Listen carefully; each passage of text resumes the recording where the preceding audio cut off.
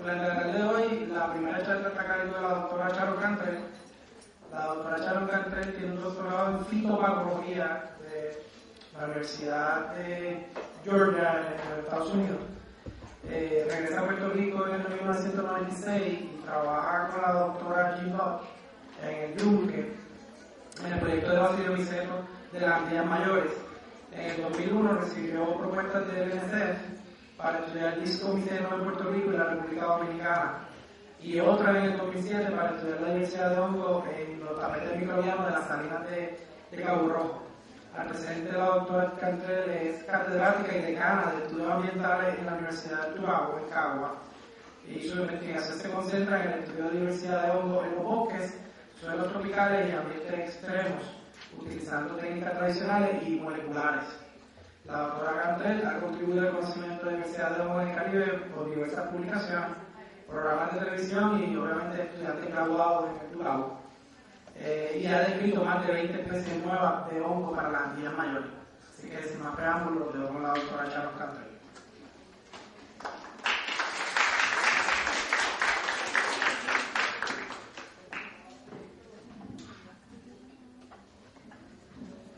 Muy buenas tardes y gracias a Carvajal por invitarme mientras compartir con ustedes hoy mis conocimientos sobre los hongos de Puerto Rico.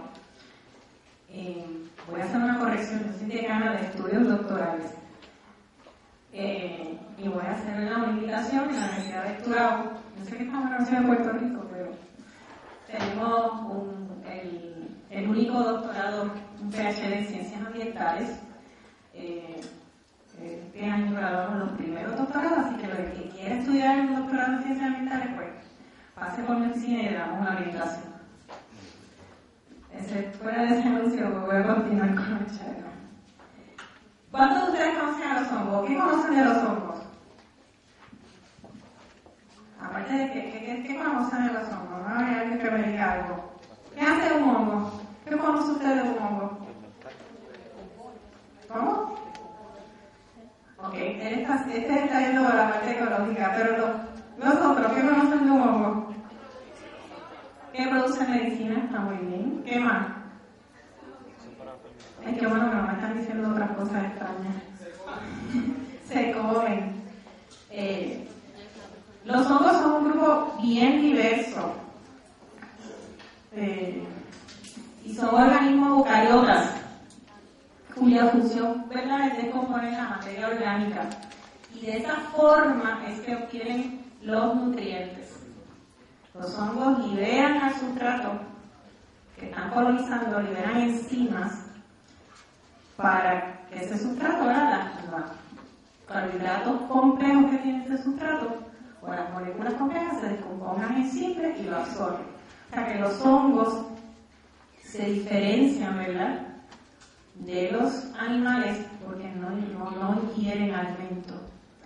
Pero para que ustedes sepan, los hongos son los hermanitos evolutivos del reino animal. El reino animal y el reino fungi tienen un ancestro común, que es el coenoflagelado. El coenoflagelado es un protista que lo encontramos en el grupo más simple de los animales, que son las esponjas. Así que ese ancestro es común entre los hongos y los animales. Y digo esto porque hasta antes de Wicca, que en 1969, que tiene el sistema de los 5 reinos, los hongos estaban en el reino planetario.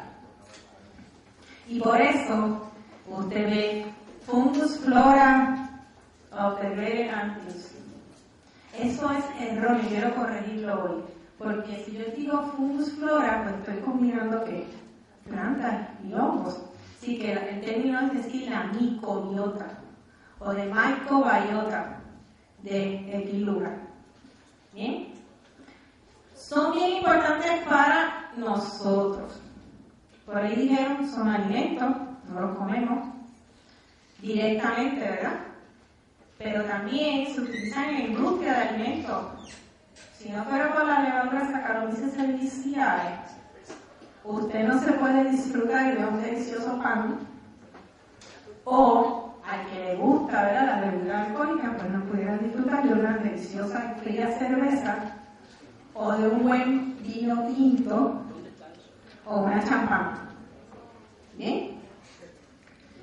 Aparte de que hay unos quesos, los hongos se usan también para darle sabores peculiares a los quesos.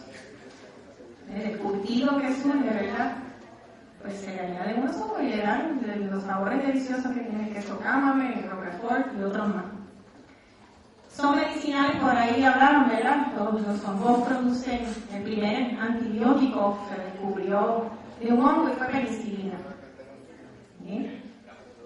Pero son medicinales también naturalmente. Hay ciertos géneros y ciertas especies que por sí solos tienen potencial beneficioso, tienen compuestos anticancerígenos, antibacteriales, antifúngicos, etc. Tienen relaciones simbióticas. Escucharon la charla de Joel Mercado sobre los líquenes, pero esa no es la única asociación simbiótica que tienen los hongos. Los hongos realizan asociaciones simbióticas con plantas. Todas las plantas tienen asociaciones con hongos. Todas. Hasta las más simples, para pelofitas. Tienen asociaciones en sus raíces que se conocen como micorrizas. Pero también tienen asociaciones en sus hojas, dentro de las hojas de las plantas, y quizás también dentro de las raíces y de sus troncos. Hay hongos que viven dentro, son endófitos, viven dentro del tejido vegetal, sin producir ningún síntoma, pero están ahí adentro. Y como dijo Joel, son descomponedores. Eso es para mí una de las funciones más importantes en todos los ecosistemas. Son los recicladores de nutrientes. Y yo siempre soy un poco exagerada. Si no existieran hongos, los bosques tendrían la capa de hojarasca de un bosque sería enorme. ¿Por qué? Porque en el reino fungi, o dentro del grupo de los hongos, hay un solo grupo de hongos, no un solo grupo, hay un grupo que se caracteriza porque tiene los descomponedores de la materia más recalcitrante que tiene el reino vegetal, que es la lignina. Los troncos están compuestos por lignina. Y la descomposición de lignina es casi exclusiva de los hongos. Bien, así que eso para hablar de verdad de todos los servicios que nos dan a nosotros a la sociedad. Producen grandes cantidades de esporas, porque ese es su mecanismo de dispersión. Y producen grandes cantidades porque alguna de ellas, para que tenga alguna de ellas la probabilidad de llegar al sitio óptimo para poder crecer. Y tienen que producir muchas. Por eso es que nosotros nos dan alergia. Aquí no debemos estar respirando un montón de esporas de hongo. ¿Okay? Y los encuentra en todos los ecosistemas. Como dijo Joel, los líquenes es uno de los grupos de hongos más versátiles que usted los encuentra desde el Ártico hasta la Antártica. En lugares desérticos, como en los bosques tropicales lluviosos. Los puede encontrar, hay documentados recientemente, hongos en glaciares, hongos en los deep sea ventos, en el vento, ¿verdad? En las fumarolas. O sea que no hay lugar donde usted no encuentre hongos. Por eso es que han sido bien exitosos en el planeta Tierra. Y esto para mostrarles rápidamente, ¿verdad? Les dije que las esporas de los hongos son un mecanismo de dispersión. Este es un estudio que realizó un estudiante doctoral bajo mi supervisión sobre aerogenos. La foto que ven a su derecha, eso es una laminilla, que son unos instrumentos que colectan el particulado. Y ella estudió las, ¿verdad? Contaba esporas. Todo lo que usted ve ahí, principalmente son esporas de hongos. Y pueden haber algunas que otras de líquenes también encontradas ahí. Y una de las cosas interesantes es que los hongos tienen, o la liberación de las esporas ocurre principalmente. ¿Dónde está? Bueno. La liberación mayor de esporas ocurre en las horas de la madrugada. Así que si usted es una persona que padece de asma o de alergia, tómese su medicamento por la noche, no por la mañana cuando se levantó todo congestionado. ¿Okay? Porque el momento de mayor producción o liberación de esporas por los hongos es en los periodos de la madrugada. Y lo otro es que yo encuentro diferencias significativas en los conteos de esporas entre el Valle del Turabo, que ya lo puse ahí como Caguas, y San Juan. Y Cagua, datos muestran que es uno de los lugares de mayor incidencia de asma en todo Puerto Rico, particularmente asma infantil.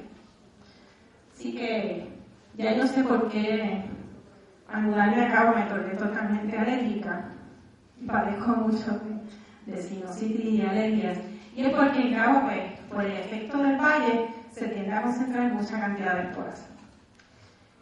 En esta foto simplemente les quiero mostrar las dos fases del ciclo de vida de un hongo. Esto que usted ve blanco aquí sobre esta hojarasca es lo que se conoce como la fase vegetativa. Esta es la fase de colonización del hongo y este es el micelio. El micelio no es más que un filamento. Si usted pudiese, es como ver una motita de algodón. Una motita de algodón, ¿verdad? Ese conglomerado de pequeños filamentos forma el micelio del hongo. Cuando las condiciones son óptimas y el hongo, dependiendo del hongo, porque no voy a hablar aquí de la sexualidad de los hongos, porque los hongos tienen sexo. ¿Okay? Los hongos, tiene que haber una cepa que atraiga a otra cepa y que sean compatibles, porque tiene que atraerse y ser compatible. Es una compatibilidad muy diferente a la que usted tiene con su pareja, pero tiene que haber una compatibilidad. Así que si se encuentran esas cepas, pues se produce esa fase reproductiva que es lo que vemos generalmente y lo que nos atrae de los hongos, que son sus cuerpos fructíferos. Esta es una sombrillita de un género que se conoce como Marasmus, que es un género de hojarasca. Bien, Joel mencionó, ¿verdad?, de un líquen, de un fósil. El fósil más antiguo de hongo que se conoce como Prototaxites, que existió cerca de 420 millones de años atrás. Este es el fósil del hongo. Esta estructura que usted ve aquí fue encontrada en Irán. Y un artista, ¿verdad? Hizo una conceptualización de la época. Y se suponía que el hongo era el organismo más alto que existía en ese momento. El hongo debía medir 8 metros de altura. ¿Usted se imagina encontrar ese mundo de ese tamaño? Eso. Pero ese era el hongo más antiguo que se conoce. Bien. Y las civilizaciones a través de la historia han utilizado los hongos por mucho tiempo.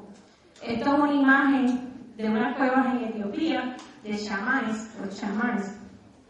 Y como ven, el chamán está todo rodeado por una sombrillita de hongo, porque los hongos, en muchas civilizaciones, como los hongos son, algunos de ellos, alucinogénicos, los chamanes los consumían para comunicarse con los dioses.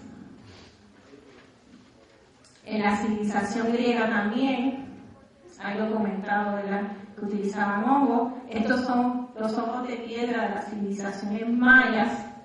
Este es el famoso Iceman que encontraron. Y en la bolsita del Iceman encontraron este hongo, que se conoce como fometarios. Y por supuesto todo el mundo sabe de los duendes y los pitufos. O sea que los hongos han estado siempre con nosotros de muchas maneras, en los cuentos y otras cosas más. La micología en Puerto Rico comenzó con esta persona que está aquí, que se llama Carlos Chardón Palacios. Carlos Chardón fue el primer micólogo, fue la primera persona que fue a Estados Unidos, fue a la Universidad de Cornell y realizó una maestría con un gran micólogo que se conocía como Hessler. En aquella época hacer una maestría era lo más grande. ¿Bien? Luego, la Universidad de Dartmouth le da un doctor honoris causa, el doctorado. Pero hay muchos otros micólogos, esta es otra persona bien importante para nosotros aquí en Puerto Rico, que desgraciadamente falleció, que es el doctor Luis Roure, de Mayagüez, que fue profesor en el colegio de Mayagüez. Ahí está el doctor Luis Roure, esta es mi colega y mentora, la doctora Jean Lodge, y esta es otra gran micóloga de Puerto Rico, que es la doctora Julia Minucci, del colegio de Mayagüez. Pero tenemos también al doctor Alejandro Ruiz, micólogo médico. En Mayagüez está Matías Cafaro, un nuevo micólogo que llegó hace como 5 años. En Río Piedra Vega está el doctor Paul Bateman. Y este es otro grupo de diferentes micólogos reunidos en mi casa, Benjamín Bolaños, que está en el recinto de ciencias médicas. Y también está aquí la doctora Lidia Rivera también, que es de fitopatología en Mayagüez. Y el que quiera hacerse socio, tenemos la Sociedad Puertorriqueña de Micología. Así que, pues, me puede preguntar más adelante. Bien, a lo que vinimos voy a hablar de nuestra riqueza. Hay un monumental libro que se conoce como Folleros de Caribia. Este libro se realizó gracias a unos fondos del Instituto Darwin, que fueron otorgados al Jardín Botánico de Cuba, porque en Cuba es uno de los lugares donde más micólogos hay en Latinoamérica. Ahí hay cerca de como 30 micólogos trabajando todo el tiempo full time research, eso están todo el tiempo identificando. Y ellos cogieron toda la literatura que existía, hicieron una base de datos, y en este libro se dice que para el Caribe hay 11.268 especies que se han descrito hasta el momento. Y del libro se sacó este lugar en la internet donde está la lista de hongos para Puerto Rico, sacada de ese libro. ¿Bien? Así que si usted quiere visitarlo, pues va a esa dirección un poquito larga, pero si usted busca Cyber Truffle, lo encuentra rápidamente. Así que para el Caribe tenemos 11.268 especies. Yo hice una comparación entre la flora y la diversidad de hongos para la cuenca del Caribe. Y comparé, ¿verdad?, Guyana, Venezuela, la región del Caribe, las Antillas Mayores, Cuba, Española, Puerto Rico y Jamaica. Y esta es la cantidad de plantas que existen en cada uno de esos sitios con la cantidad de endémicos. Y este es el estimado de especies. Se estima que por cada planta va a haber entre 5 a 6 hongos asociados a ella. Así que para Puerto Rico, ¿verdad?, que es lo que nos interesa, se estima que debe haber entre 11.000 a 13.000 especies. ¿Ok? Y lo que tenemos hasta ahora en base a la base de datos que le dije al libro, hay alrededor de 3.000 especies documentadas nada más. En este de aquí tengo el análisis de endémicos o récords únicos, ¿verdad?, entradas únicas en esa base de datos para los hongos. Y como ven aquí, Cuba es uno de los países donde mayor cantidad de récords únicos hay. Bien, seguido por supuesto Venezuela, pero Cuba tiene mucho porque hay muchos micólogos allí buscando jugo todo el tiempo. Bien, así que este porciento de endemismo, vemos que para Puerto Rico tenemos un porciento de endemismo del 24%. Hablar de endemismo en hongo es bien difícil. Yo solamente le puedo decir, ¿verdad?, que si no se ha encontrado por muchos años, si se ha encontrado por muchos años en un solo lugar, pues mire, usted puede decir que sea hongo endémico. Lo que pasa es que los hongos, el cuerpo fructífero de los hongos es bien efímero, se destruye rápidamente. Así que si yo no estoy en el momento apropiado, en el sitio apropiado, para verlo, pues lo perdí, no lo pude captar. ¿Okay? Pero más o menos esto concuerda también con el porciento de endemismo de plantas que tienen las Antillas también.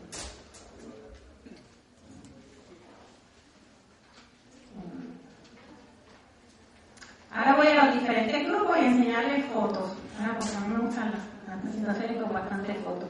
Ahorita Joel mencionó los basidiomycetos. Los basidiomycetos son, ¿verdad?, principalmente las hormiguitas, las orejas de palo, que producen esta estructura, que se conoce como el basidio, y estas son las esporas, las basidiosporas, esporas sexuales.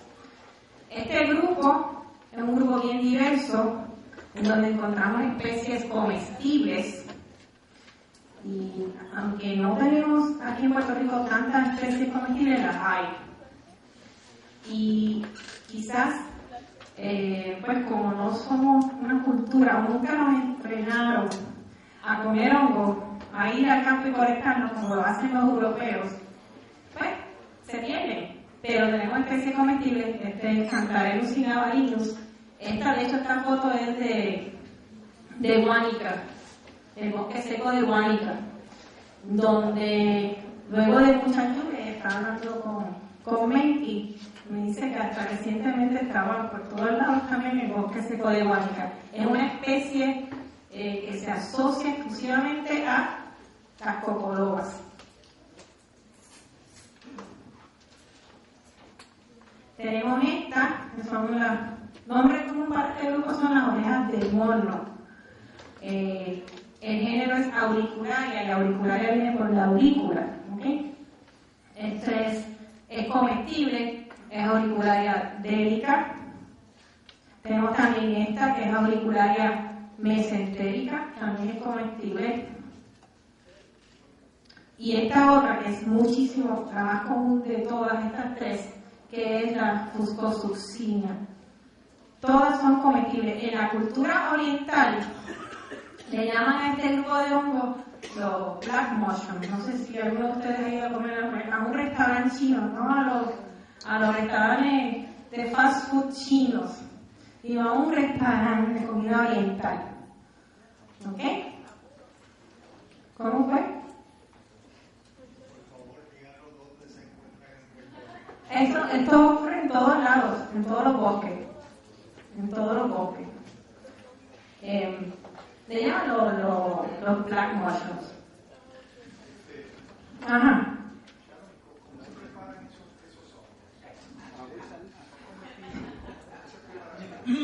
Bueno, la regla general, todos los hongos los tienes que cocinar. Tienes que cocinarlos primeramente porque es la única manera de que los nutrientes sean expuestos. ¿Bien? Y segundo, hay algunas especies que cuando están frescas tienen algunas toxinas toxinas que principalmente te van a causar malestar estomacal. Así que cuando tú las cocinas, pues esa toxina se elimina. ¿Cómo lo cocinan? Bueno, llévate a tu imaginación.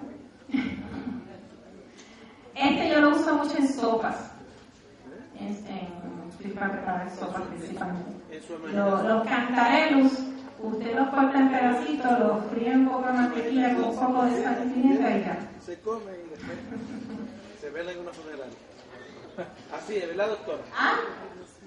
Ese tipo de hongo, como no se sabe cómo es que se va a perfeccionar, pues entonces es a la sabienda de cada uno de nosotros, ¿no? Por el criterio.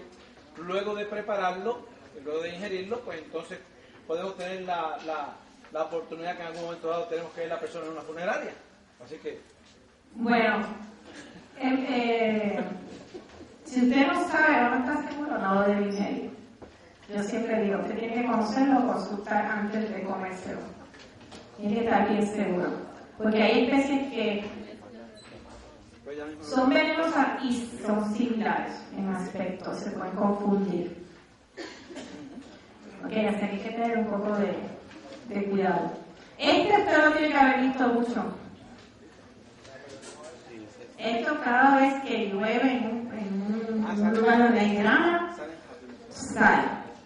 Generalmente forma anillos, muchas veces. Este se llama Chlorophyllum molitites, esta especie que está aquí.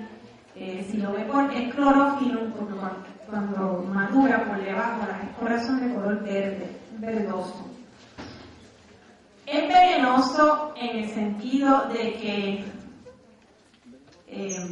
si usted lo ingiere le va a dar un buen malestar estomacal. Y si ingiere demasiado, usted en realidad va a morir por el malestar, la deshidratación que le puede dar por exterior, más que por la toxina. Y digo esto porque aquí en Puerto Rico no tenemos ningún representante de lo que son en Estados Unidos los ángeles mortales, las amanitas. Cuando digo ángeles mortales, la palabra se lo dice, usted come ese hongo y en cuestión de 3 minutos ya usted no lo cuenta, porque tiene neurotoxinas. Aquí no tenemos ninguno de esos así tan fatales. Bien, este es descomponedor también. ¿Por qué? Porque generalmente cuando cortan el pasto, la grama que queda, pues este hongo la utiliza y recicla los nutrientes que están en esos pastizales, en esa grama, en los céspedes, perdón, no son pastizales, céspedes. Los descomponedores, es nativo, no es endémico, pero es nativo en todas partes del mundo. Es de un hongo cosmopolita, es de amplia distribución, igual que las auriculares.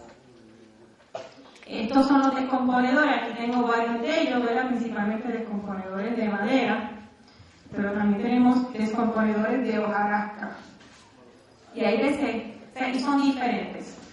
Los que ocurren en madera son un grupo y los que ocurren en hojarasca son otros. Pero todos son del grupo de los descomponedores y recicladores. Tenemos hongos tan hermosos como estos hongos de coral. Coral, ¿verdad? Porque se parecen, ¿verdad? Corales, tienen muchas ramificaciones, el género Gramalia cyanocéfala. Aquí tenemos hongos en hojarasca, del género Marasmius. Se caracteriza por ese vívido color, hematocéfalo viene de color de sangre, de color vino bien intenso muchas veces. Tenemos hongos bien pequeños que pueden ocurrir, ¿verdad? en el raquis de una hoja, de los helechos y también peceros de hoja, como el Mycena adonis. Aquí están los famosos hongos bioluminiscentes que me están preguntando ahorita.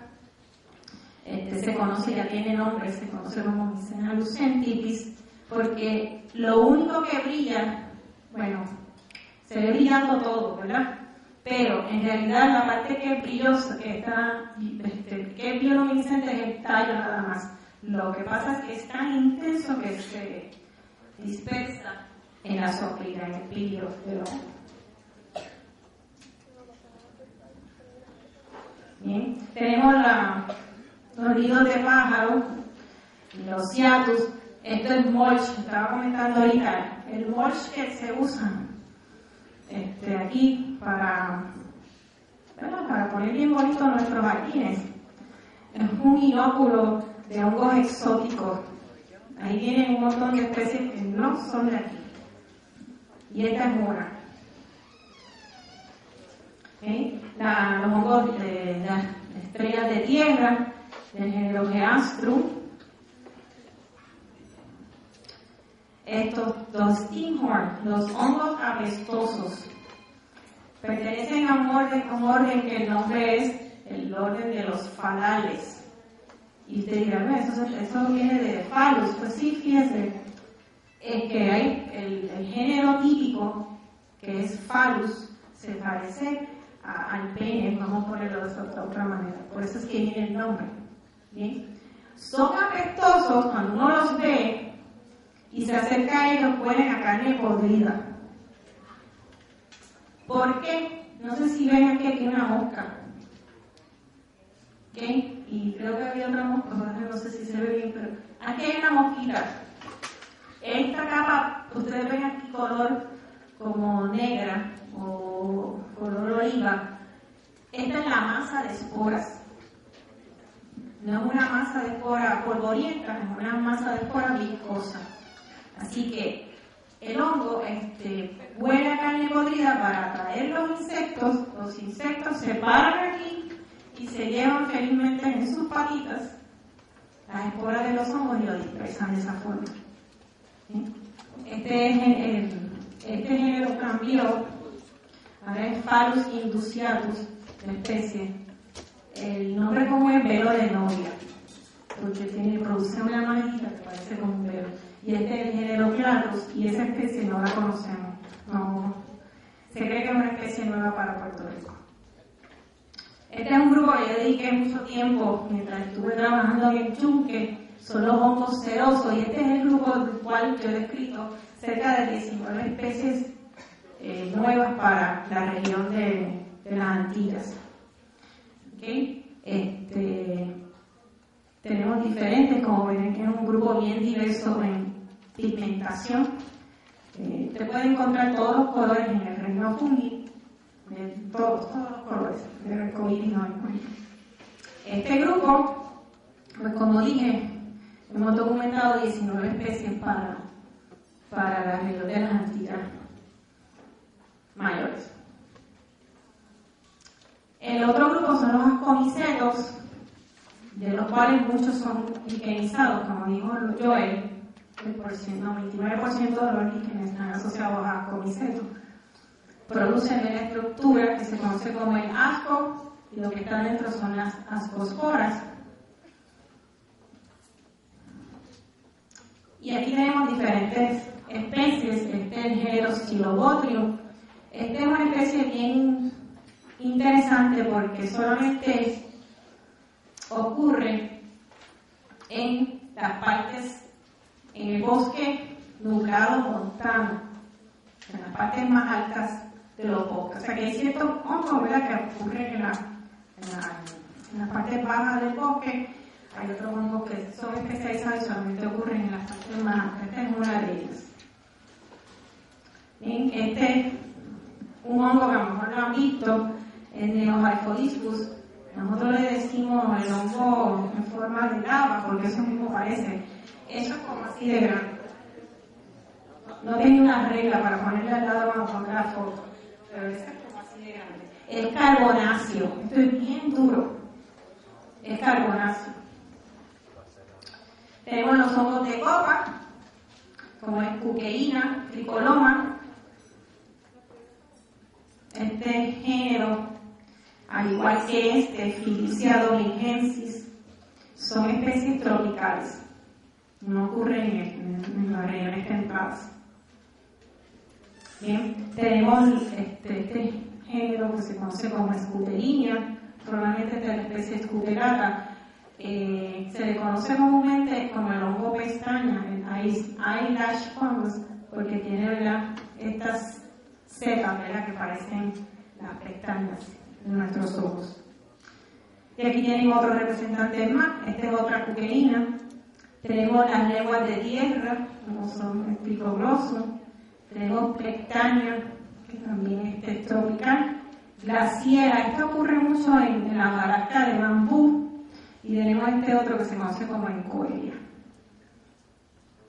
Ahora bien, como mencionó Carvajal, yo recibí un dinero para estudiar hongos en tapetes microbianos en las salinas de Cabo Rojo.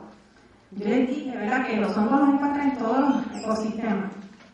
Así que tenemos hongos que son halofílicos, que les gusta la sal y vivir en ese ecosistema, y tenemos hongos que toleran sal y pueden adaptarse a esas condiciones.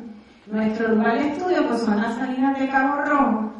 Ahora, estos hongos no producen esos cuerpos fructíferos bellos y preciosos que les mostré, producen son microscópicos. Estos son los tapetes microbianos. Esto que está aquí, esta estructura, que tiene un fondo, que tiene una textura como de goma. Eso es un tapete microbiano. Es un consorcio. Es un consorcio de diferentes microorganismos. Principalmente en la capa óxica arriba tienen cianobacterias. ¿Por qué? Porque son las fotosintéticas. Y los nutrientes que las cianobacterias usan, otras bacterias más abajo lo utilizan y reciclan nuevamente los nutrientes. Así que todo este grupo de organismos aquí viven felices y contentos cuando están en ese consorcio. Y mi pregunta era, cuando hice el trabajo, era que si ahí había hongos o no había. Pues ahí encontramos diferentes tipos de hongos y son hongos microscópicos que tenemos que aislar los medios de cultivo y observar sus estructuras microscópicas que tienen diferentes géneros que podemos encontrar en esos ambientes. También hemos descrito una especie de ese sitio. Tuvimos la suerte de aislar una nueva especie para las salinas de Cabo Rojo que se conoce como Periconia varicolor. Así que aún así, en lugares tan extraños como son las salinas de Cabo Rojo, podemos encontrar nuevas especies. ¿Cuánto me falta? Está bien, dame rapidito. Ahora, ¿por qué yo me interesa en lo que estudiar hongos tropicales? Aquí les voy a dar varias razones rapiditas. Una es que es uno de los 25, bueno, ya hay más de 25, pero es un hotspot de biodiversidad, la región. La mayoría de las especies son nuevos récords. Y nosotros estimamos que, y no es que estimamos, yo doy fe, de entre el 15 al 30% de las cosas que yo salgo a colectar son cosas que no he visto antes. ¿Bien? Y muchos grupos no se conocen o no se han documentado, como digo yo, en los líquenes se habían documentado muy poco en Puerto Rico. ¿Okay? El Caribe pues, es un lugar muy importante y podemos hacer estudios, ¿verdad?, de distribución de hongos y ver de dónde vienen nuestros hongos en el Caribe, al igual que se ha hecho con plantas. Podemos estudiar, ¿verdad?, este proceso de dispersión. Estas son las diferentes rutas de dispersión que se conocen para que nuestras especies lleguen hasta aquí. Y tenemos hongos que se semejan o son similares al área este de los Estados Unidos. Tenemos especies que son del oeste de los Estados Unidos y vienen de Centroamérica también. Tenemos especies de Centroamérica encontradas aquí, al igual que la mayoría de nuestras especies tienen asociaciones con Sudamérica, que coincide, ¿verdad?, también con la flora. ¿Okay? Recientemente estoy trabajando, era más en concentrarme en lo que es cambio climático. Todos sabemos que, bueno, el cambio climático se puede ver por efectos naturales o por razones antropogénicas, ¿verdad? Y una de las cosas que se espera es que el cambio climático aumente la frecuencia y la intensidad de eventos de lluvia y que aumente la temperatura. Pero también se supone que eso aumente la frecuencia y la intensidad de tormentas tropicales. Y una gran pregunta es que qué va a pasar aquí. Porque no se sabe qué puede o cuál es el efecto que pueda tener estos cambios climáticos en la diversidad de microorganismos. Digo microorganismos para incluir también a los hongos varios. ¿Bien? Y eso es bien importante como ecosistema. Yo creo que se lleven este mensaje de aquí. Y perdónenme cualquier otra persona, pero un ecosistema no podría existir si no tiene esos microorganismos. Porque todos los ciclos biogeoquímicos son llevados a cabo por microorganismos. bacterias y hongos. Así que si no lo hubiesen, no existiría ningún bosque. Así que si esto tiene un efecto directo aquí, pues entonces va a depender de cuán resiliente es nuestro sistema para recuperarse, pero si la intensidad y la frecuencia es bien alta, el ecosistema se puede tornar vulnerable y las funciones pueden cambiar. Nosotros hemos estudiado el efecto que tienen las tormentas tropicales en el yunque, estamos trabajando con el Luquillo LTR, y se ha documentado, ¿verdad?, que los huracanes aumentan la deposición. Esto a su vez aumenta ¿qué? La entrada de nutrientes al ecosistema. Y eso a su vez tiene ¿qué?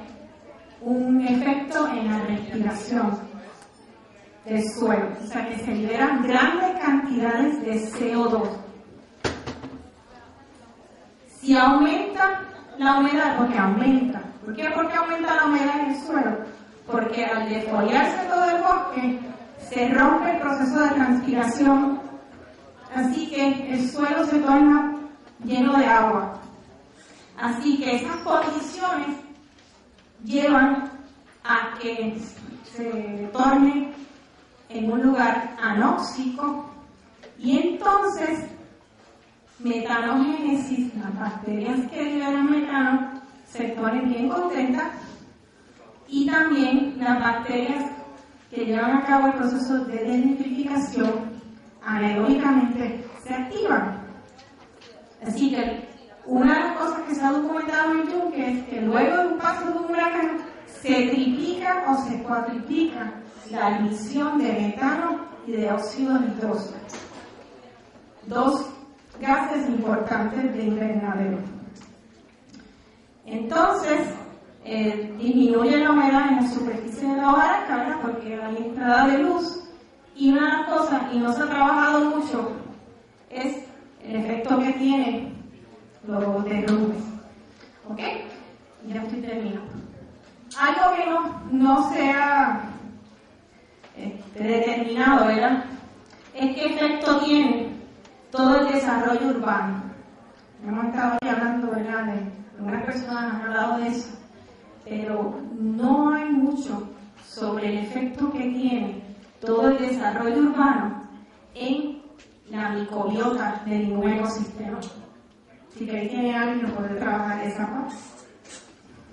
Así que si tiene alguna pregunta, yo se la podré contestar. Si yo creo que la puedo contestar. Muchas gracias.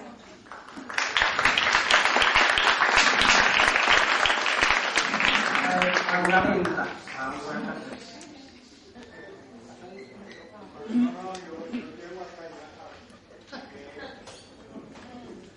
encontrado alguna ruta de África? Fíjate, las especies que conocemos hasta ahora, no voy a hablar de las que hay muchas especies que son cosmopolitas y las encuentran en África y en todas partes. Pero que venga directamente de África, no tenemos hasta ahora ninguna especie que sea de allá. Y ahora pregunta, porque en la macrofauna, en macroflora, sí tenemos especies de África que vienen directamente de África. Sí, habrán venido por mar, ¿no? ¿O no? Bueno, por aire. Bueno, los trabajos hay mucho trabajo con el particulado y el polvo de Sahara. Se dice, ¿verdad?, que el polvo de Sahara trae mucha espora, etcétera, etcétera, etcétera.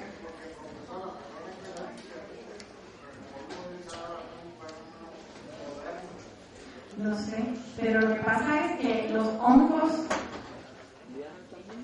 bueno, lo que pasa es que yo no sé hasta qué digo primero, luego la gallina. O sea, no te puedo contestar esa pregunta, pero los hongos que traen el polvo de Sahara, usted lo encuentra en cualquier parte, son hongos muy comunes. Son especies de Aspergillus, Penicillium, Periconia, Erythrospor. Llegan.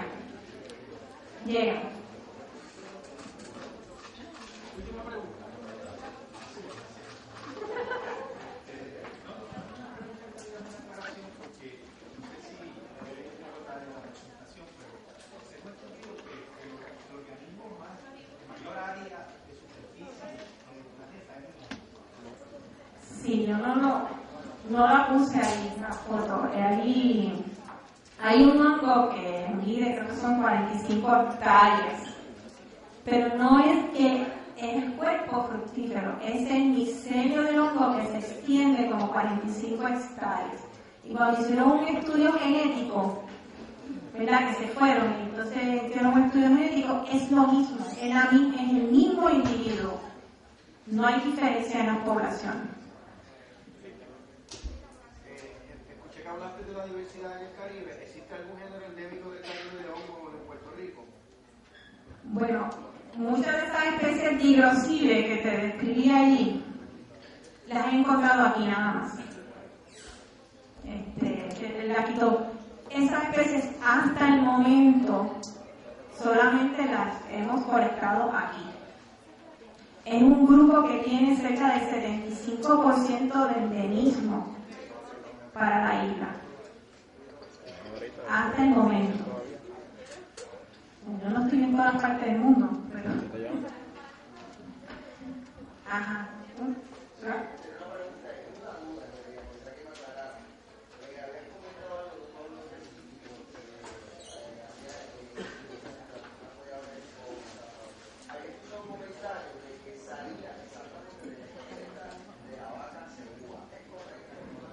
Esas preguntas siempre me las hacen. Y por más que no lo pongo,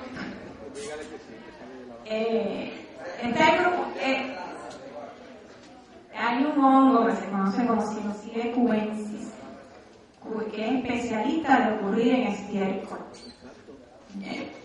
Sí, y son el grupo de los alucinogénicos, pero y ha sido utilizado por las civilizaciones mayas. ¿Puedo decir esto? Y lo digo porque aquí hay muchos estudiantes que les gusta explorar.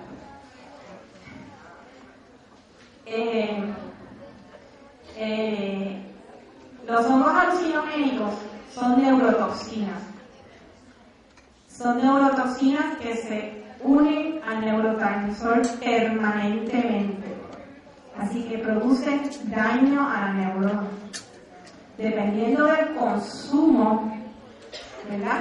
Usted se puede ir en un viaje que no regresa. Así que yo les aconsejo que no exploren, son peligrosos y nada.